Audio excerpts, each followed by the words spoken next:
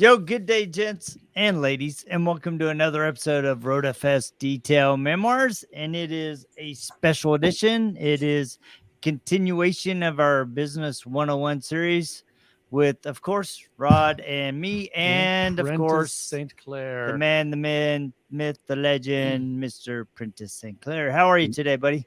The man, the menace. The menace? That's right. Menace. You know what? I think we all have our menace phase. Yes. Oh. Mine's been over 50 years, so, you know. Yeah, Hey, I got to Rod's show off my even new over. shirts. There you The go. LA County Fire Museum, where we did Engine and Squad 51. Right. That's cool. That's my logo. You know that one. And I got Yeah. my Founders Club. Right. Yeah. Yeah. I got my All the IDA IDAs. proudly wearing all my stripes, all the ones I could get. There you go. That's amazing, man. You need a Yeah. longer sleeve. If the IDA offers any more stripes, you're going to have to get a sleeve down to I know. I should have had them put it a little bit higher up so I could add more stuff. Well, and the IDA will probably come up with stuff. You know, they have the Marine certification and all that fun stuff. So it's always continually evolving, trying to help you guys up your game on the business side of things. And really, that's the purpose of this series. I was looking back. We actually currently have 10 other episodes.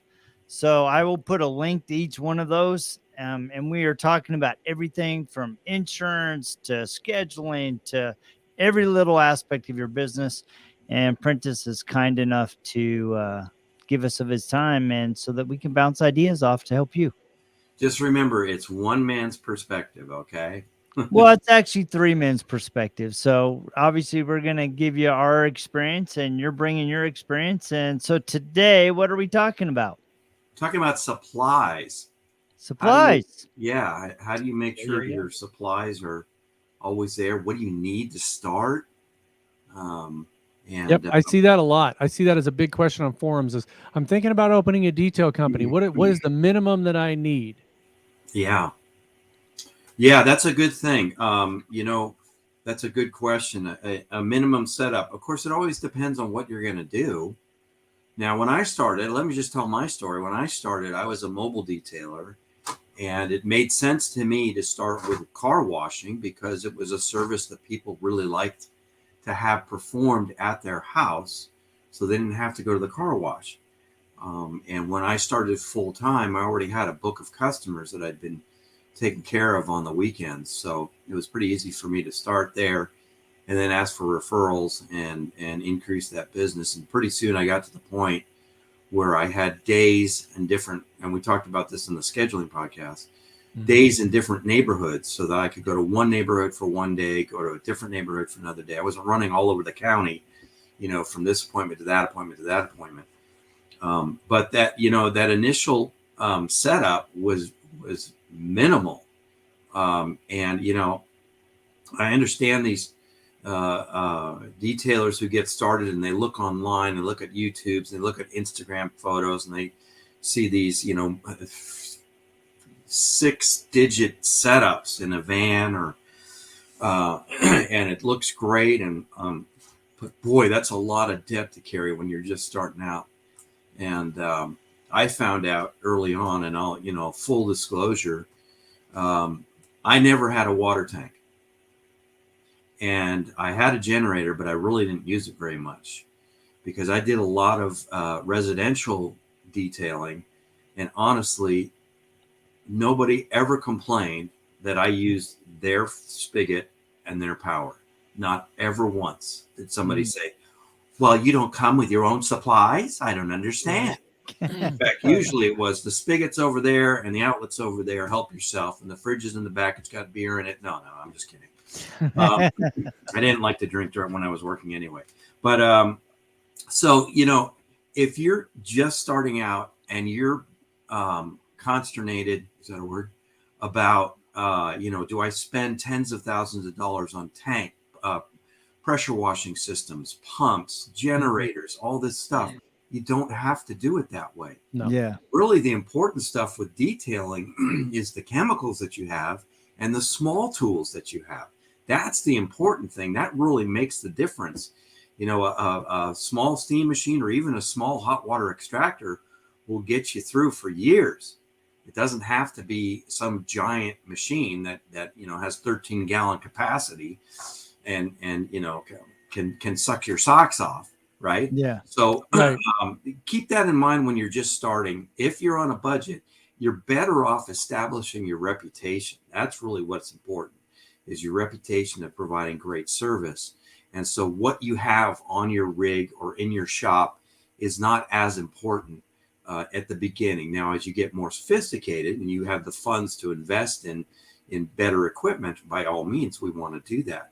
But carrying a huge debt load at the start of a business is just, it keeps you up at night. It's not good.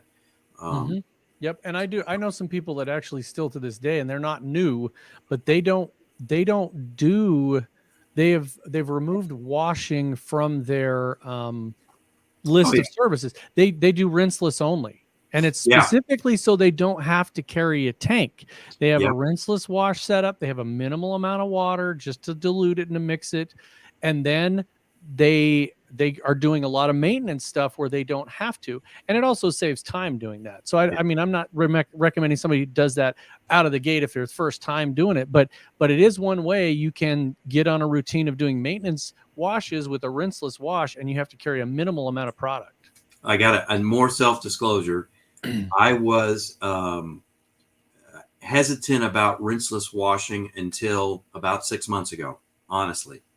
And then I saw the system and how it works with drying towels, which are amazing. And I was sold. And it is really a great way to wash cars, whether you're doing mobile washing or whether you're just getting the car ready for detailing. Okay, so it is something definitely to consider, and you reduce the amount of water that you have to use. Another thing about getting set up, whether you're going to be doing mobile or in a shop, it really pays to talk with somebody that is a recognized expert in the industry to help you make some of those decisions, because you can buy the wrong stuff and then you have to buy it again because you bought the wrong stuff. Or you buy stuff and it sits in the closet. You end up not using it only because some website said that this is what you need. So it really does pay, and it can be me or whoever. There's lots of great information out there, to talk to somebody about that.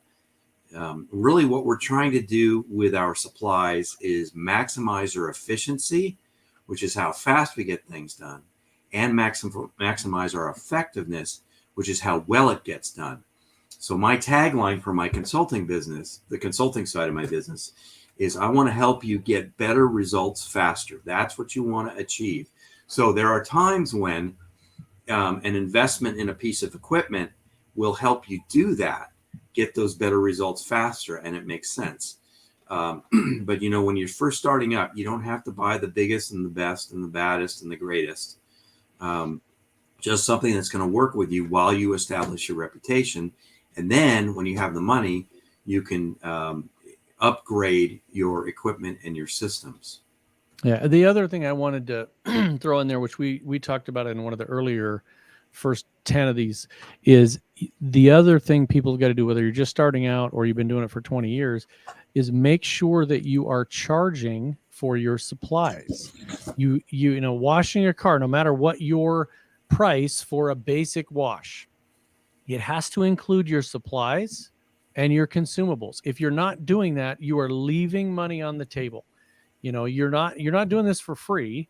And I don't care if you're charging $2,000 to wash a car, if you're charging $200, include your supplies. Amortize that down. If you know that in a bottle of this stuff that you use, whatever soap you have, you can get X number of washes, you've got to put that into the price of your wash. Correct. The foundation of the price is going to be your expenses. What does it cost to run the business? Like you said, amortized across the number of clients you have. And then on top of that, it's going to be your time. And then on top of that, it's going to be the value of the service that you want. Yes. That you are providing. So maybe it takes me 30 minutes to do a wash on a car. I'm not going to charge, an amount that equals 30 minutes of my time. It's going to start with paying for the supplies, then paying for my time, and then paying for the value. and the value even of a mobile wash. I think there's in general, there's the trend is to not charge enough for those, but Yeah. you figure you're bringing the car wash to the customer, Right. and in your mobile wash, there should be all kinds of extra services like tire dressing and vacuuming and windows and all that you charge, that typically you pay extra for at a car wash. So you're bringing all that to them. All they have to do is hand you the keys. So remember the value of it. Now we're in the pricing. Okay, so let's back out of that again and get back into supply. Now, one of the important things in your supply is to try to build a relationship with a local detailing supplier or distributor. Okay, if you can get your stuff from one place, you're much better off. So you don't have to go all over town to get your stuff from different places.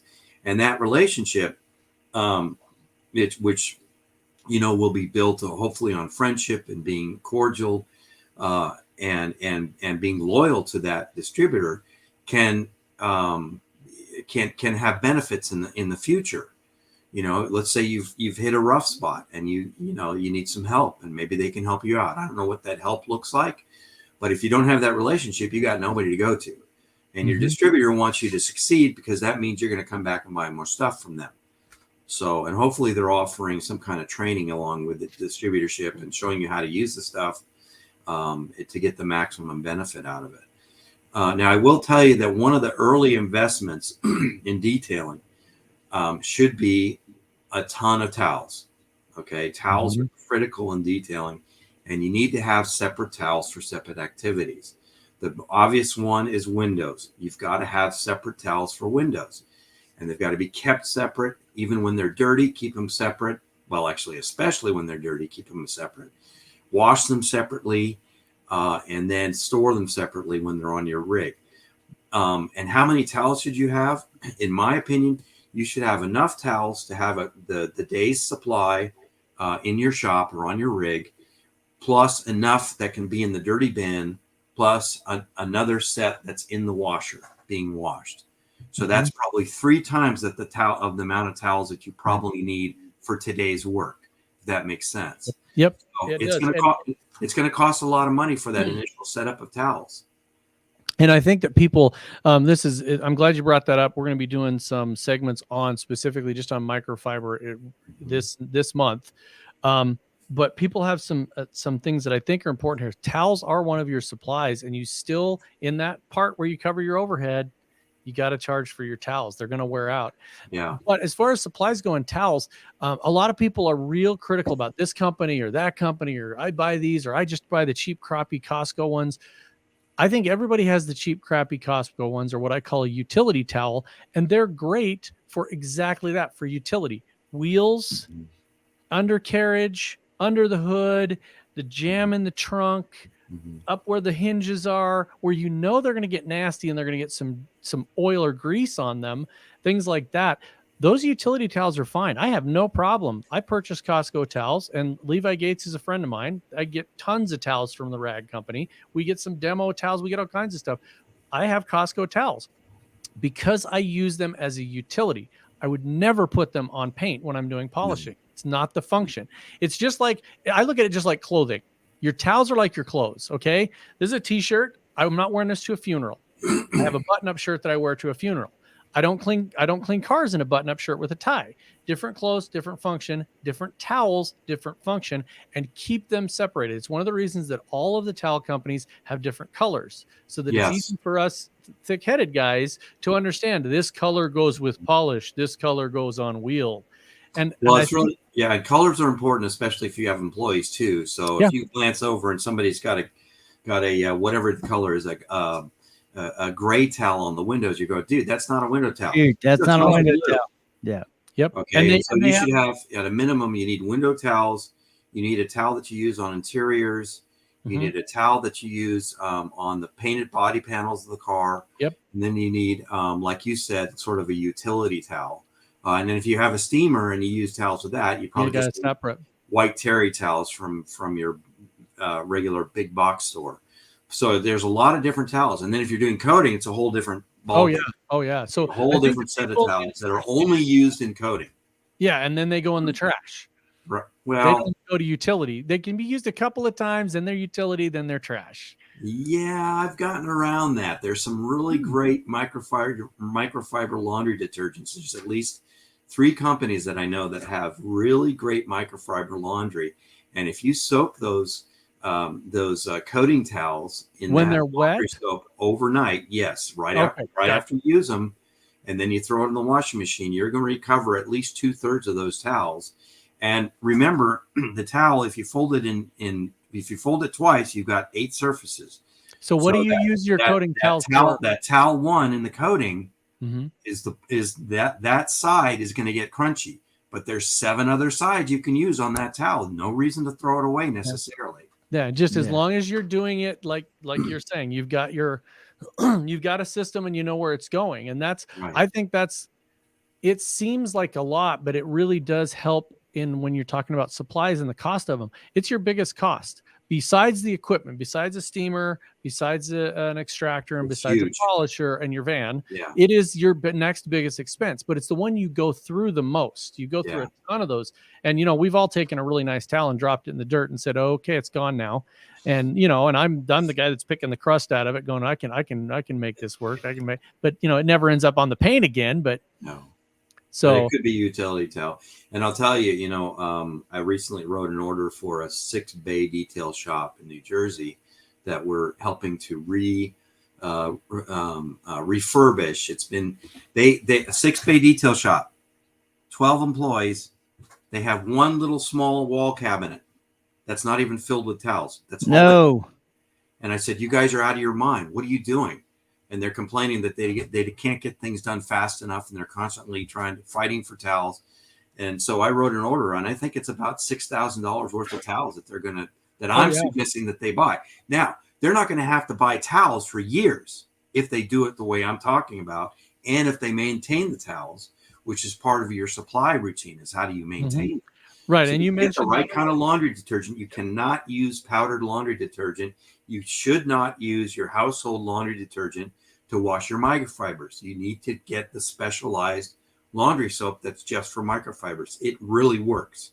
Yeah, and I've seen some other people, speaking of supplies and soaps, that will take pads and will soak them for a minimal amount of time in that same laundry soap, Sure. and then it is easier to clean them. And it helps longevity of your pads, which is something else that's expensive, is your Yes. pads. And people Yeah. talk about it all the time. Again, same thing. There's colors.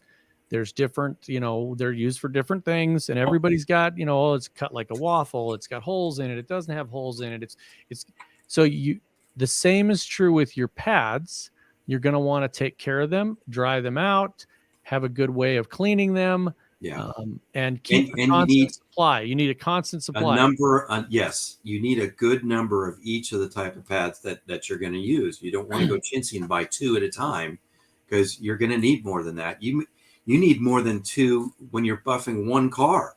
Yeah. Oh yeah. You need to Probably change have your pads. 4, and because you got to change them out in the middle of the job. Yeah. Yeah. And I think you also have to account for the unexpected. Okay. We were doing Jody's Very boat. good.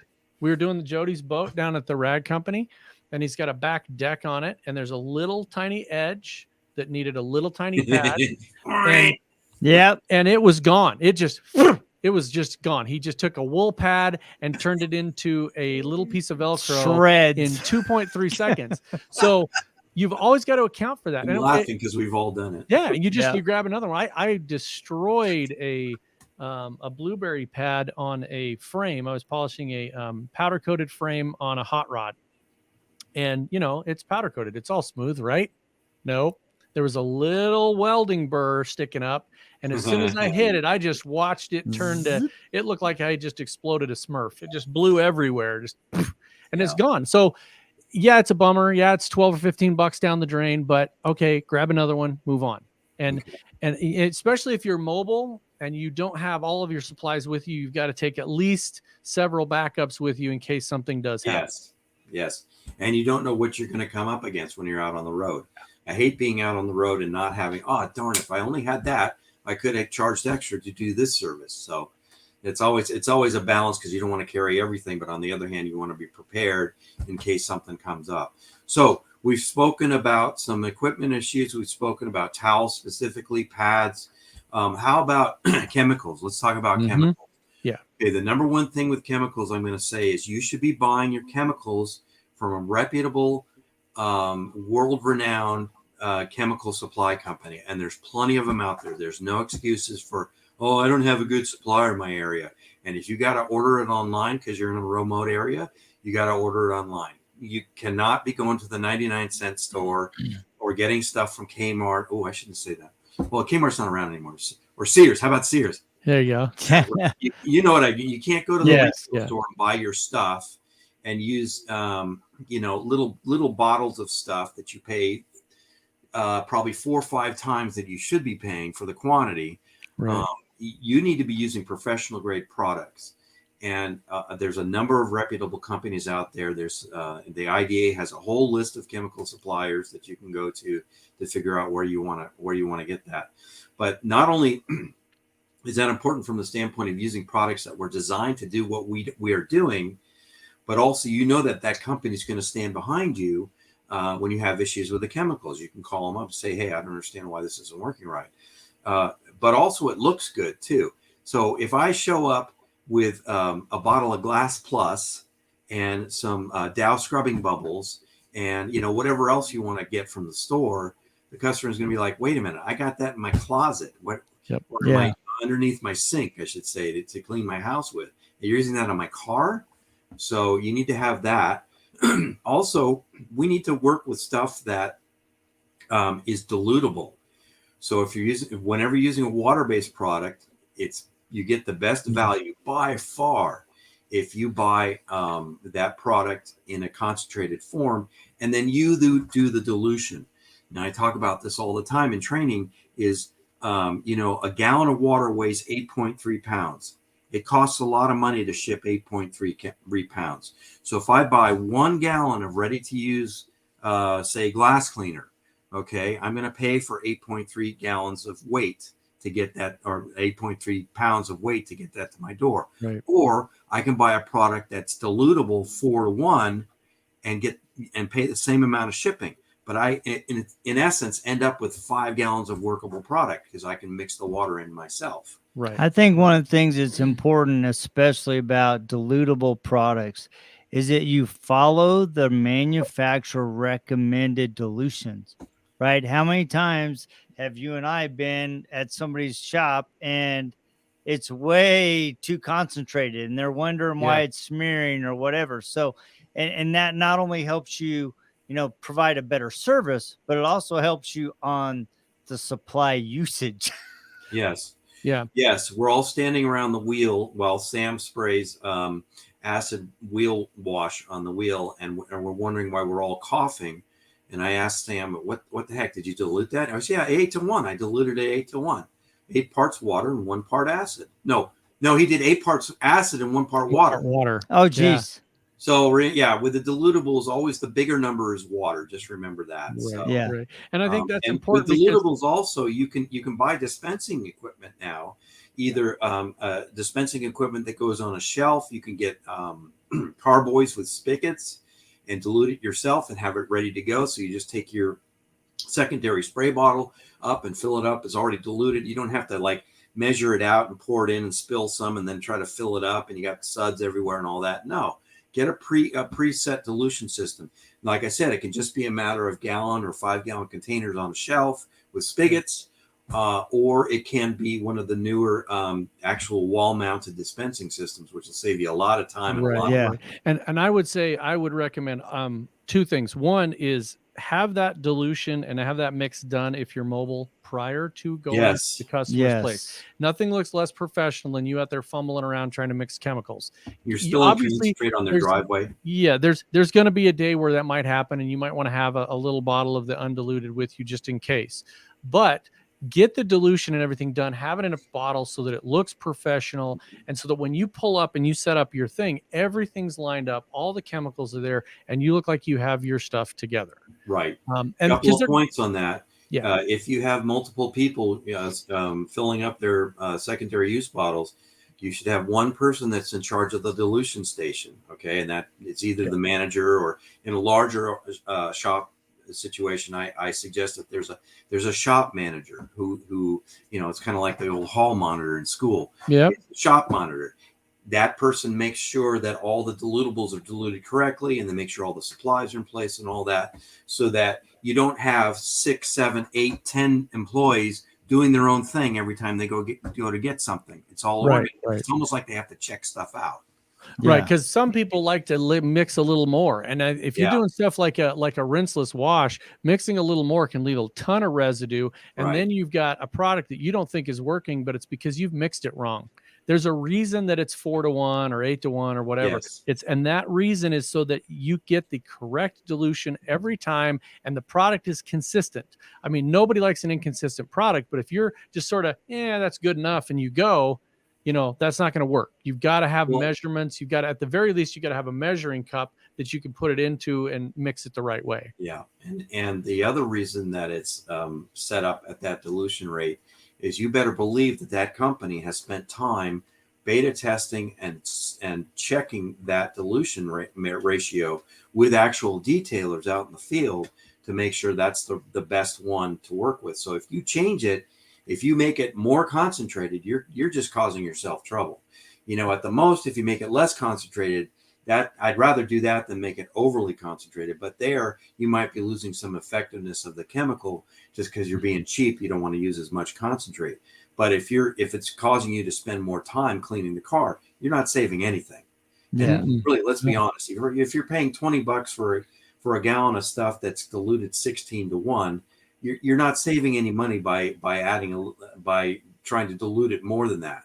It's so cheap at that point anyway, per use that it doesn't matter. So the secondary bottles, your dispensing bottles, either your trigger sprayers or your little ketchup bottles, those all need to be labeled as well, and that's federal law. That's OSHA,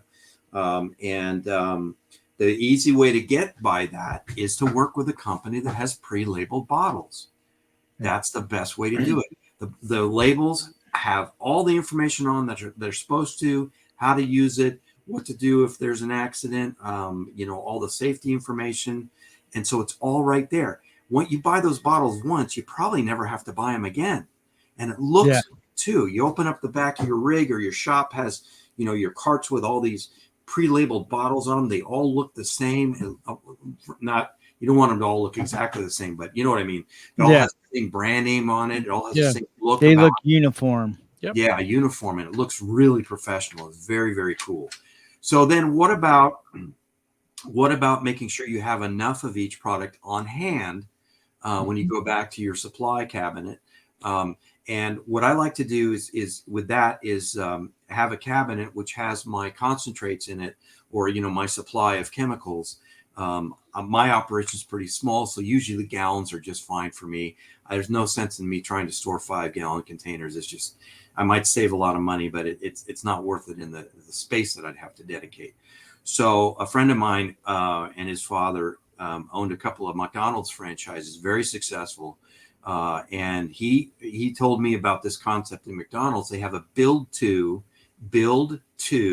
supply philosophy. And that is when you go to that cabinet and you open it up, everything's in order, and you've got in one column the number of gallons that you need to never run out. Okay. So for me, small operation, just myself and one employee, usually it's the gallon that we're pouring off of and the backup behind it. So how does this work? As soon as I finish up that front gallon, I order another one. Right. So we never get down to a low supply in that second gallon. There's always a one in back of it ready to go. Yep. So I've been doing this now for a couple of years, and it takes all the stress out of it. It's so great. I can just go at any given time. I can go on the cabinet and say, okay, we need a gallon of that. We need a gallon of that. We need a gallon of that. Boom, done. Put it on the order, get it shipped in. And if you're a large organization or you want to do it electronically, you can use software that does that. And in the world of selling at the C-store, right? Your 7-Eleven, Quickie Mart, whatever, they call it a par value, which is what you just said. So Prentice's par value is to have a full gallon and one they're pouring off of. And the second that one goes away, so when your inventory hits 1, The par value of 1, you reorder. Goes If you on want the to order. take all the guesswork out of it, you put it into a software program, and the software tells you when to order. You wouldn't know a software program. That I does do. that. I know one. just, you know. So you're going to see a red button that tells you need to order, and that's really Yes. important. Whether you're using that method or the RoadFS automated method, you need to understand how much chemical you need for each thing. I cannot emphasize this. We were at a big Very, very operation. We were at an operation at a very large dealership in Tampa, Florida. They had 11 or 12 bays. 12 bays. And we showed up. It was 9 o'clock in the morning, and the entire company ran out of tire dressing at a Ford dealership on a Friday. Unbelievable. And we're all looking at each other going, you got to Really? be kidding How me. is this possible? How? Yeah. Yes. How is this even possible? So, Well, it's probably because they didn't have one person in charge of it. Yes. And, Right. you know, dealerships, I mean, a dealership's a whole different ballgame. It could have been that person didn't have purchasing power either. correct. So you can't order it. They have to go through 3 other people to place an order, which is ridiculous. That's a whole different story. Yeah. So, but at if the end of the you have day, your own operation, there's no excuse for running out of stuff. yeah, None. you should always have enough on hand. Always, always, always. And I would recommend having every one of your supplies that way. Even like you said, your towels. You had a method for towels. This is a stack for a day. This is my backup stack, and then there's an identical stack on the truck. So I know I've got 3 days. And when there's I get probably lower, there's probably a stack in the dirty towel bin, and maybe a stack in the laundry. So you're never running out of towels. Yep, pads are the same way. Everything is the same way. I think that all of those supplies, and I don't care if it's tire dressing or if it's compound or if it's ceramic coating, if you're going to be booking ceramic coatings, you can't have one on hand. Yeah, I see. So I see. you got to people all have the at time. least 2. I tell people if you're doing a ceramic coating, you should have at least 2 kits. Because what if you drop the bottle? What if you get 3/4 of the way through the application and you run out? Because the ceramics is flowing out that day for whatever reason. So you better have that second. Now, a couple of points on supply too is, number one, I can't tell you how many people I've bailed out here in San Diego. Successful quote unquote detail operations. Oh my God, we ran out of dressing. Can you bring me a gallon of dressing? Guess what? Well, they paid for me to do that. I'm not. Oh, absolutely. Yeah. You know, I'll help a brother out, but it's my time. But you know, especially the ceramic coatings, I don't get it. These guys that buy one ceramic coating at a time, and then they're constantly coming to me. I need another ceramic coating. It's like, what are you doing? Why don't you have 10 in your cabinet? Yeah. And you don't have to worry about it because he's taking a trip every single time that he needs a coating instead of ordering in 10. And then you only have to take a trip once every couple of months. Yeah. I think that's a really important too. Here's the other thing. If you're worried about, well, I don't want to spend that much. I don't want to have that much stuff on hand. No, you're going to use it. You're not spending any extra money. You're going to use it someday. So why run out of it and cause a problem? I think that's a really important point. I just a couple weeks ago I was talking to one of our customers, and it's been really fun to work with him because he started as a single guy operation. Now he's got 12 guys, and he finally hired a bookkeeper. And one of the things that the accountant said is like, look, you're not planning for your supply usage. Yep. He goes, what do you mean? She goes, well, how much product are you using at each one of your locations? He goes, I have no idea. When we run out, I go order some, or I run down. Right to your point, he's wasting the time to go buy product when he needs it. And so she and I and him, we're now working together to go, all right, what kind of inventory supply process in storage do we need to have in place to have all of your operations run smoothly and not run out of product? Right. So, and that's where the software comes in. But you know, if you're not ready to invest in the software, essentially, when you think of a build to system or a PAR system, it's exactly what what that person said. I wait till I run out and then I order more, except you always have the extra. Right. It's always there. When I run out of that first gallon, that's when I order. Right. And so you could do that the year if you're going down to your last drop of product, that is the wrong way to do it. You can't be doing it that way. What if there's a shortage? Mm-hmm. right? Yeah. You call your favorite company, they've been there for 5 years, and you call, oh shoot, we have a shortage of that. It's going to be 3 weeks before we can get any to you. No, now what do you got to do? You're going to have to go down to the auto parts store and buy stuff. See, and if I let's say this is my year 2, and I know how many ceramic coatings I did last year, and I want to increase, but I know last year I did 6 total. I'm just starting out. I did 6 ceramic coatings. I'm going to order 3, and I'm going to go through the first couple months, and I'm going to advertise. I'm going to market. I'm going to go to my leads groups, friends, referrals, and I'm going to try to get those 3 booked out. But as soon as I have 2 booked out, I'm going to order the other 3. Yeah. Because I know that I want to go ahead and do that. I'm going to get 2 booked. I need more because I'm only going to have 1 backup. I got 2 jobs, and you just have to keep it in your mindset. And I think that is a huge thing for people to realize, is that you're going to burn through those. It may seem like, oh man, I don't want to order 6 ceramic coatings at once. And you're like, yeah, but if you look at last year's books, you did 5.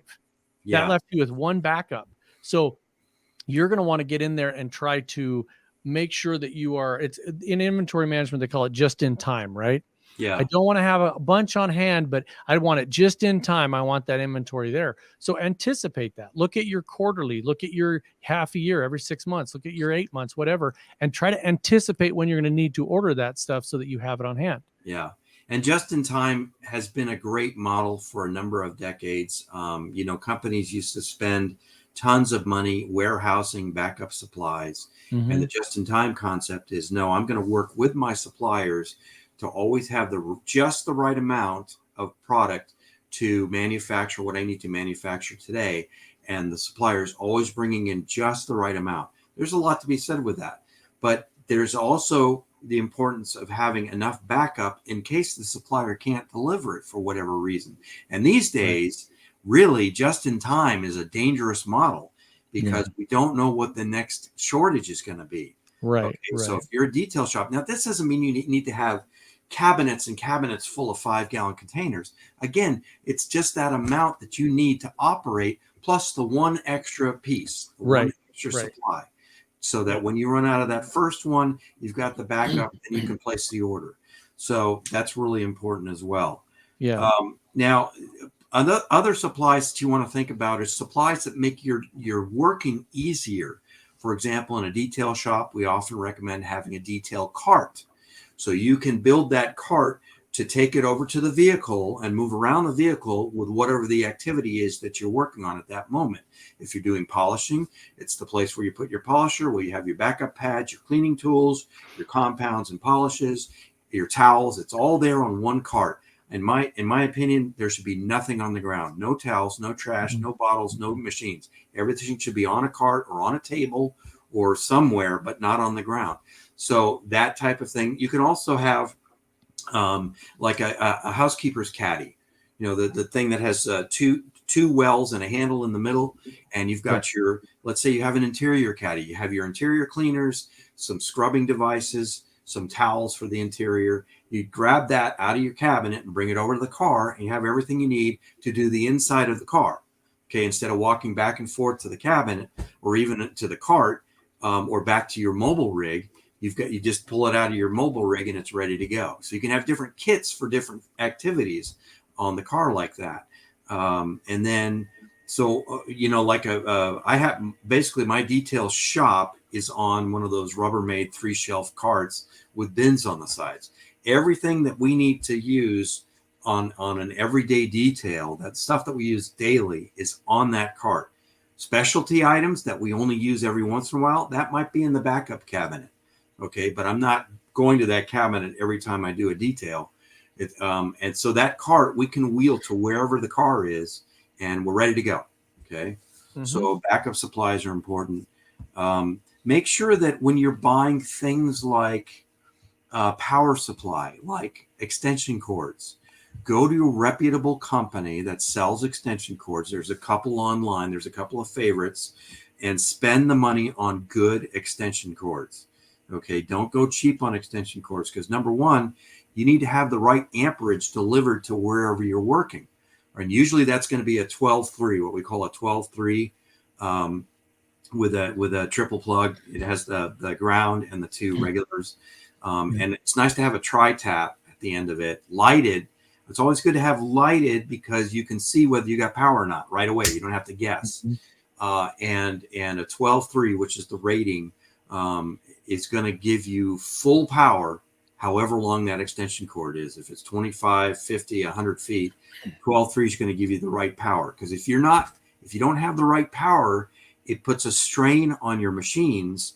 And also that's where you're going to be tripping circuits, because it's pulling so much amperage to try to drive the power through that little tiny thin cord. You know, if you're using 18 gauge or 16 gauge versus a 12 gauge, nice big fat, extension cord. So even stuff like that, it's important to go big the first time, so you don't have to fight with it for years. Yep, absolutely. Then you talk about maintenance of, part of supply is maintenance, keeping your supplies maintained. We talked about, well, no, we haven't talked about that yet. If you're mobile, you want to come back and each day at the end of the day, or, early in the morning, whatever works for you, resupply your rig. Make sure all your dilutables are poured off. Make sure you got a supply of towels. Make sure the machines are all ready to go. Whatever you're going to need for that day and a little bit extra, make sure that's all ready to go. We talked about towels. Then you talk about laundry. Definitely get that microfiber laundry detergent that's available. Yep. Definitely run full loads. If you have a choice in washing machines, you really want a full water washing machine for cleaning microfiber towels. You want them to get soaking wet so they can open up. All those little millions of microfibers can open up and release all the dirt. And if you have an efficiency machine, it's not going to be as effective for cleaning those towels. Unfortunately, we'd like to save water, but yeah. We also and that one tip I got on that was to do with pre-soaking, because if you have a machine that's an HE and it's the front load, and it's not going to be a full immersion, pre-soak your towels so they're wet when you put them in, and then they've already done a little bit of that opening up. Especially if you're putting them in the detergents, they've got some of that detergent in there already, and then you put them in there and they have a better chance of getting clean. That's a valid point. Yeah. Full immersion. That's the right term. I like that term. So we talk about laundry, and then you also want to have maybe a weekly or a monthly equipment review, depending on how much work you're doing out of your rig or out of your shop, where you're just taking the time to go through each piece of equipment, make sure the cords are okay, maybe clean them up a little bit, detail your equipment, whatever maintenance normally needs to be done, like on a hot water extractor, you typically want to run extractor cleaner through it. And make sure that all that calcium buildup is out of there. Check to see that everything's working right. Even as stupid as oiling the wheels on the extractor or on your carts so that they move easily. All that monthly maintenance that's going to help keep your operation running efficiently and effectively. And then one other thing too, as you start to increase your volume, where it might make sense to have backup equipment. So let's say you rely heavily on a steam machine for cleaning carpets and fabric seats. At some point, it may make sense to have a second machine as a backup, because they do break down once in a while. And boy, it sure is a hassle when you have to send that sucker in for repair. And you're without it for 2 or 3 weeks. I mean, it just, wow, that's a big, big deal. So, and same with your polishers. One of my favorite polish, well, I won't say, it doesn't matter what the brand is, but I've got 2 of them because I love them so much. I use them every single detail we use them. So we've got a couple, and if one breaks down, I got to send it in for service. I've got another one ready to go.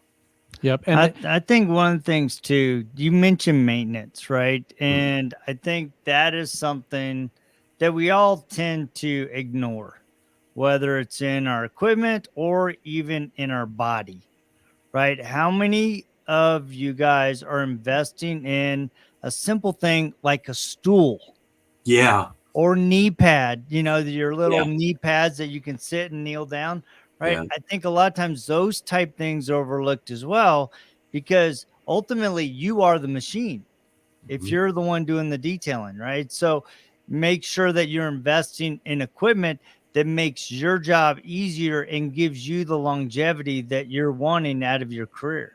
Right. Yep. And I will make a specific example of that. When I think it was in the first year that I was full-time in my operation, I needed a stepladder. So I went and I bought the typical, I don't know what you call this one, but it's got straight on one side and then it's got the frame, sort of like this. Yeah. And I got the one, well, that one's 45. This one's 15. I'll get the $15 one. Guess who fell off that step ladder the first time I used it? Yep. So I went right back. I returned that and I got the $45 one. I still have that step ladder that I bought in 1995. That's how good it is.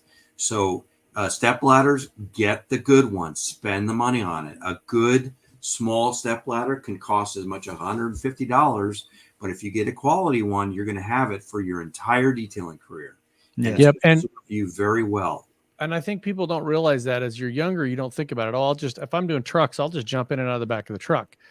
Your knees aren't going to take that 10 days in a row. Get a step ladder, get up and down. You got to start thinking about that early on, knee pads and things like that, where you can, you don't have to go buy, like you said, you buy the good equipment when you need to. Extension cords, polishers, products. I know when we're out at Jamie's place in Jamie Buchanan, and he's got 3 separate buildings. He's got a bunch of foam pads. And if you need to just throw something in the dirt and kneel down, don't waste your knees. Throw down this foam pad and kneel on top of it. Absolutely. But when it comes to something that you're going to use every day, day in, day out, spend the money, wait till you have the amount of money to buy the good one, and then take care of it. A little bit of oil on a ladder. Make sure you oil your polisher, not over oil. Don't put the oil on the steps. No, not at all. That might, no, but just on the hinges. Okay. Yeah, like on a polisher. I don't know a lot of people. You got to read the directions. You're going to take that backing plate out and you put and follow the manufacturer of your polisher's recommendations. A couple of drops to keep all the moving parts from wearing out. It will save you tons of money in the end from not wearing that thing out. So yeah, there's certain things that I really think you need to spend top dollar on right away, and that's a step ladder, and I think extension cords are 2 of those things. You can't go cheap. You got to buy the best from the beginning. Other stuff, you can get an inexpensive steam machine. It's going to break at some point, and it's not going to do that great of a job. But if that's all you can afford, that's going to be okay. You'll make it work. And then when you establish that reputation and your pricing is right, so you can save some money, then you can buy the institutional grade machines that most of us use. So that's important. So let's see. I have everything on my list covered. Is there anything else we need to talk about? I think we hit it pretty well, right? Yeah, I think we covered like all of the basic and all of the even some of the advanced supplies. In general, there's other things, right? If you write paper receipts, make sure you have plenty of them. If you have shirts, one of the big ones is if you're logoed up, have an extra clean shirt. Yes. How many times has one of us opened a bottle of something and had it just all over the, it's metal polish, and now that black shirt is gray. So have an extra shirt. Have a towel, a regular terry towel in your vehicle to wipe yourself off to look presentable for your next job. Just because you're job number 3 of the day doesn't mean you get the worst version of me. So what you're talking about is something I call personal care supplies. Yes. You need to have all that with you. You need to have, I carry wait a minute. No, that's all right. It's too far away. I got a little pill case. I have all the different pills that I've ever used, diarrhea pills, Advil, gas pill, whatever it might be that occasionally you suffer from. So you don't have to stop work, ask the customer, go to the drugstore or the corner store. It's there. You can take care of your issue, still be comfortable and do your work correctly. And I recommend the other one on personal care. A hat for us bald guys. We always have 10 of them. An extra jacket just in case it gets cold wherever you're at. Extra pair of pants. Yeah, extra pair of pants, and no less than 64 ounces of water at all times. Oh yeah, for your personal use. Don't go anywhere without water. The worst thing you would is, hey, can I borrow some water or what? Just take your stuff with you. Drinking out of the hose. Yeah. Take whatever you need. Being mobile and spending a lot of time on the freeways. Fortunately, I don't have to do that as much as I used to. But there was a situation years ago here in San Diego where some crackpot woman decided to. I don't know what she did. She waved a gun at a police officer or something in the high-speed chase, and then she ended up stopping on the freeway somewhere. And of course, they're not just going to come out and guns blazing and take her down. So guess what? It was 105 degrees. and she's stuck on the freeway. Everybody behind that person was stuck in their cars. And guess what? Very few of them had water. They were like local neighbors, like throwing water bottles over the fence. So wherever I go, I've got extra water in the car always. Yeah, I just put it in the back trunk. You know, it may not taste that great at that point because it's been sitting in there for 3, 4, 5, 6 months, but it's better than nothing. Oh, So, yes. Better always than have sitting extra there water. with cotton mouth. Always keep something in the car. Always, that's always. good. Blankets, water, hats, all that kind of stuff. Because at the end of the day, you want to be completely Oh, self-sufficient when you're on the road. And this is in your shop as well. Keep stuff like that in your shop. Even if you're brick and mortar, you got to have a way to be able to do that. So you're not always running around driving and wasting your time. And you just reminded me of something too, the important supplies. How about emergency supplies? How about the first aid kit? Yeah. Your first aid kit needs more than just some Band-Aids and a triple antibiotic in it. You need to buy some of those big absorbent pads for major injuries. You know, you just never know. If you've got a real bleeder, you cut yourself, you get a real bleeder, a little Band-Aid's not going to take care of that.